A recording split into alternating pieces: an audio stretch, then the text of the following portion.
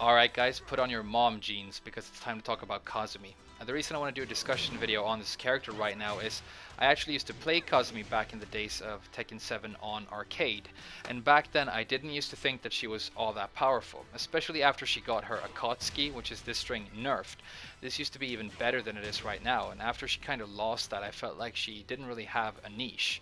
But since then, Kazumi has obviously seen an explosion of popularity, and she's currently considered to be one of the most powerful tournament characters in the game. I think with Kazumi, the proof is really in the pudding, and the pudding in this case is being tournament pedigree, but it's not all that obvious why she's so powerful, and so I want to give you my opinions on why that is in this video. So if you've ever thought that you wanted to dive deep into Kazumi's pudding, then I guess this is the video for you. I think we should start off by explaining why, when you look at Kazumi at a surface level, she might come up as not looking all that powerful. And I think that has to do with her getting compared to the traditional Mishimas a lot of the time, especially Kazuya. And the reason for that is she has the Mishima name, obviously, but then she also has some of the sort of typical iconic Mishima tools, because she has a Flash Punch combo, which is very powerful, in my opinion, probably her most powerful and important move. She has her own version of the stature kick, she has her own version of tsunami kicks and an axe kick, so she has a couple of these iconic typical tools, but then what she lacks is the Mishima style crouch dash, and what that means is that she doesn't have an electric and she doesn't have a hell sweep. And so if you were to compare her to Kazuya, for example, what Kazuya will do is he'll jab and poke you up here, and then like do a stature kick, collect the stature kick, but then he'll backdash out and look for opportunities to whiff punish. He's much more of a backdashing sort of whiff punishing character, and he's very powerful when he plays into that style, especially because he has the electric, and then he can crouch dash in and look for mix-ups with the hell sweep and so on. And Kazumi doesn't really have access to that, so you would be forgiven for thinking that if I'm going to have these moves up here, and the stature kick and the axe kick and stuff, why wouldn't I just put on my big boy pants, go and learn how to play a real Mishima, and then I would have those things, plus, the hell sweep and the electric, which are like two of the most powerful moves in the game. Is Kazumi just a watered down and shittier version of a character like that then? Well, it turns out that the answer to that is no. Because while she does have similar tools in the close-up game, she has some other things that allow her for a very different playstyle. And I do not think that Kazumi should be played as a whiff punishment character all that much at all, which is what I was trying to do with her a lot back in the day. I thought, because she has this running 2 and the sort of the down 4-2, that you should play her like that, but I don't think that's true at all. So let's explain why. Well, first of all, she doesn't have the electric, and she doesn't really have good whiff punishment at all, in my opinion. Her fastest launcher is this hop kick, and I think this is probably the worst hop kick in the game right now. It has extremely stumpy range. Even when you reset the positioning, it won't hit like this, but a lot of characters have hop kicks that will comfortably hit from this range, like Katarina has a very good hop kick, right? So very stumpy range on that. And then her other sort of dedicated whiff punisher is her down 4-2, but as you can see right there, that also doesn't have all that impressive range. And even when Kazumi connects with one of these launchers, I mean, she has an axe kick, which is very good, but it's not that good for specifically whiff punishment because it's a little bit slow to come out. So you use this more for when you've built the setup around it or you're interrupting something, right? But even when she gets a launch with this move or this move, her combo damage isn't actually all that high. I think her combo damage is actually some of the lower in the game. Not when she has the wall. She obviously loves to work with the wall, and she can get really good combo damage when she has access to that. But when she's out in the open, she can sometimes struggle to get even over 60 damage off of a lot of her sort of standard launchers. And so whiff punishment isn't really that powerful a niche for her. But it turns out that doesn't matter all that much, because you really don't have to play her in that way. And so I think we should start to explain what I consider to be Kazumi's sort of correct playstyle by talking a little bit about Flash Punch combo. Now, you probably know how a move like this functions if you've played Tekken for a long while, but I think we should just explain it quickly here. So the reason this is so good is this is Kazumi's 1-1. It's a high that jails. And when you get this blocked, you almost get no frame disadvantage whatsoever. This is listed as being ±0 to -1 on RB Norway, but it's basically a string that isn't going to land you at any kind of disadvantage, even if you get it blocked. Which means that you can do this, and if you get, even if you get it blocked, you can continue your offense and go straight into another poke. For example, another 1-1 or a sidestep or something like that.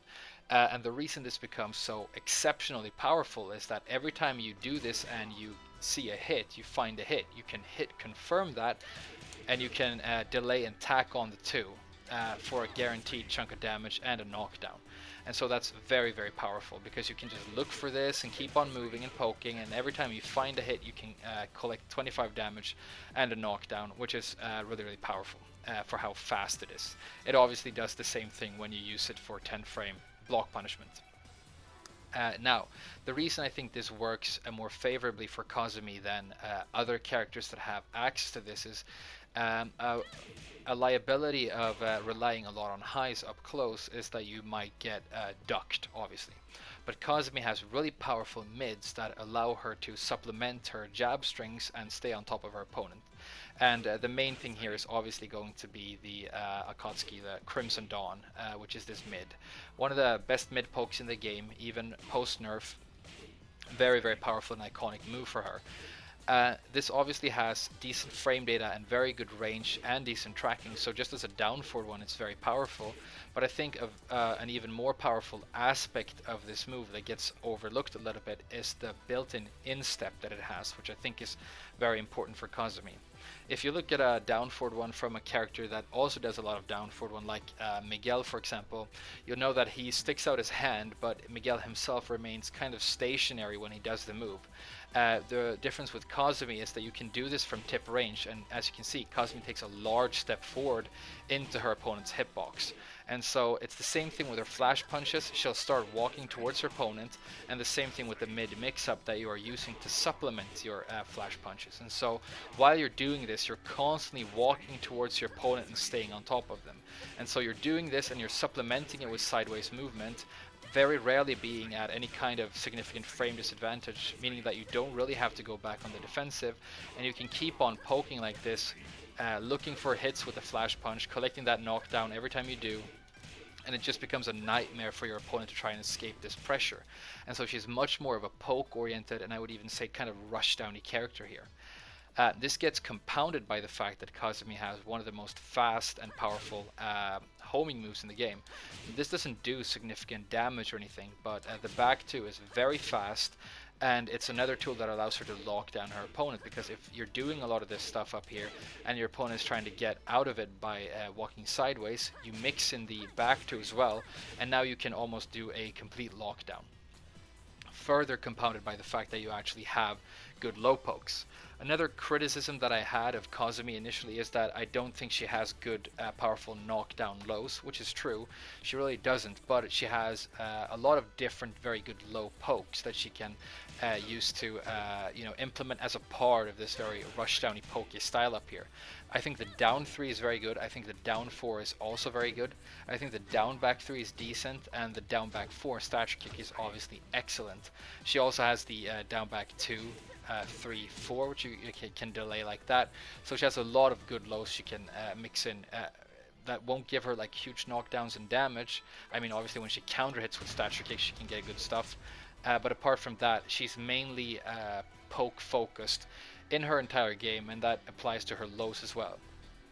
So what I'm trying to get to here is that yes, you might think that Kazumi has really poor whiff punishment and doesn't really excel when she's playing defensively a lot of the time, unless she's playing in that style where she's kind of allowing her opponent to make mistakes and then capitalizing with, powerful punishment and stuff.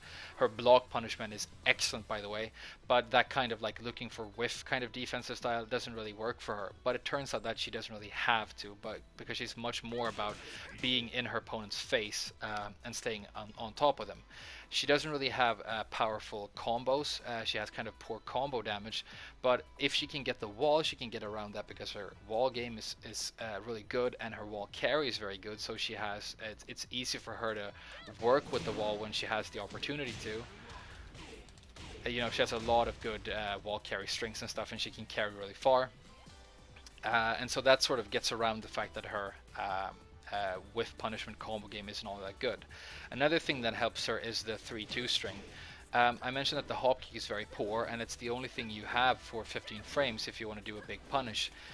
But another thing that is 15 frames and has good range is the 3-2.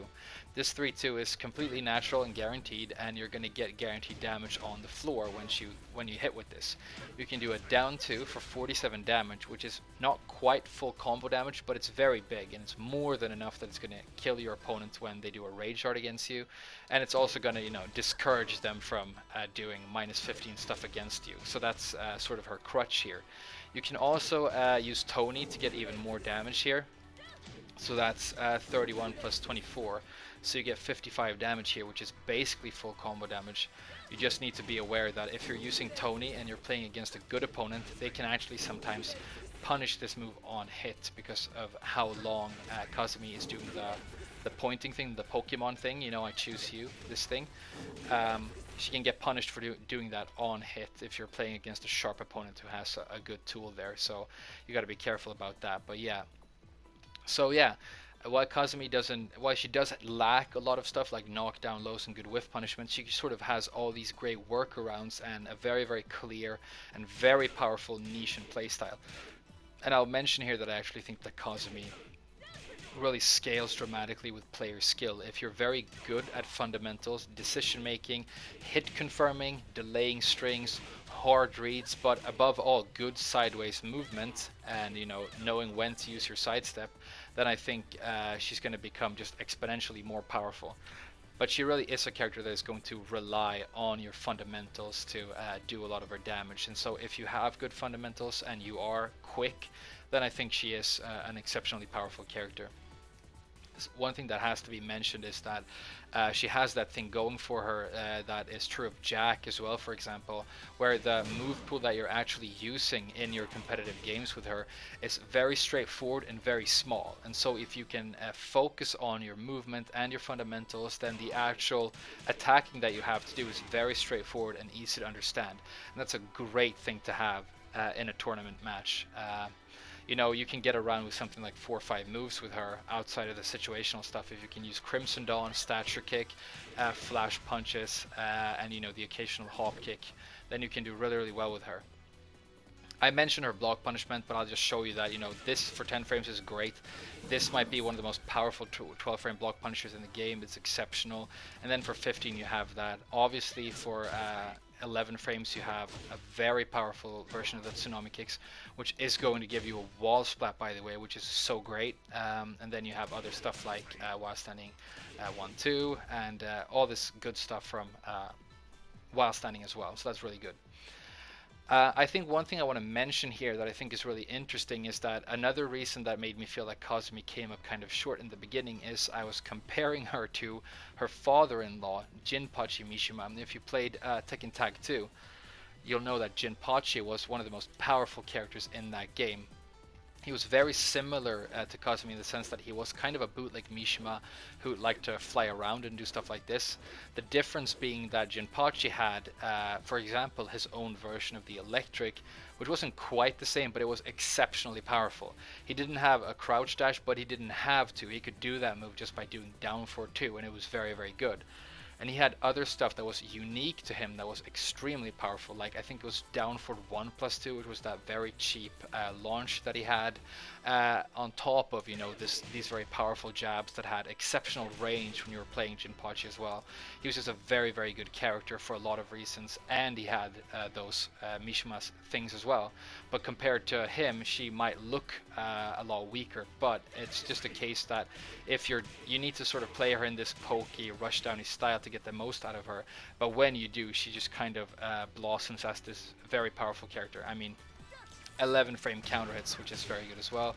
I didn't used to think this counter hit option was all that good because of the stumpy range, but it doesn't really matter that you have stumpy range on this when you're constantly trying to be on top of your opponent anyway, because in that case it is going to reach, and when you're trying to interrupt with this, you're going to get that counter hit, and then it really doesn't have that many downsides, so that's very good as well. So yeah, I think that is going to wrap up my discussion video on Kazumi and why I think she's so powerful. I think if you're going to play her, you are going to favor stages that have walls. She's not bad when she doesn't have access to the wall, but when you do have access to the wall, she just becomes so powerful. I mean, I can show you here that this is obviously the wall combo she has on large targets, and you can see how ridiculously powerful that is. It's so much damage, and so she gets around having low combo damage when she gets the wall. When she's working against smaller targets, she has to do a bootleg version, which looks like that, but that's still powerful. And she has all kinds of cool wall conversion stuff she can do. I mean, for example, you've probably seen people do like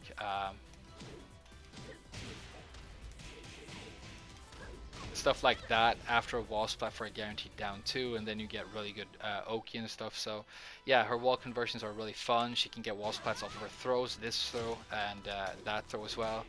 And yeah, I think her design is interesting. I think she looks amazing, and I think it's a fun idea.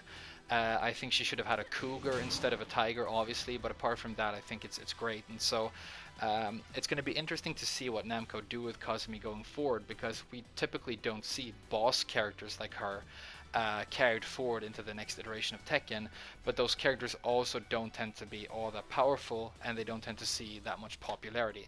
I mean, think about how many characters or how many players actually mained like Unknown or True Ogre back in the day. There weren't really there wasn't all that much buzz around those characters, but around Kazumi there is, and so I hope they keep on carrying her forward. I think she's already dead in the story and whatever, so I think the way to do it would just to introduce some sort of unknown Mishima granddaughter who has her moveset, maybe without the tigers, and then you can take this unique and fun move list and carry it forward. But yeah, I think it's a fun character design that I was definitely guilty of underestimating, and I think I'm probably going to try and use her a little bit more going forward. But she's she's a very cool cat, and I kind of like her. So yeah, that's going to wrap up the video, and hopefully it was somewhat interesting to listen to. Thank you so much for watching. As always, I'm going to do a character guide for my next video, I think. So if there is a character that I haven't done yet that you want to see, then definitely let me know. If there isn't something that sticks out as being requested, I might look at Yoshimitsu next, but we'll see what happens. For now, I hope you have a great day. Thank you so much for watching, and I'll see you guys again very soon. Bye bye.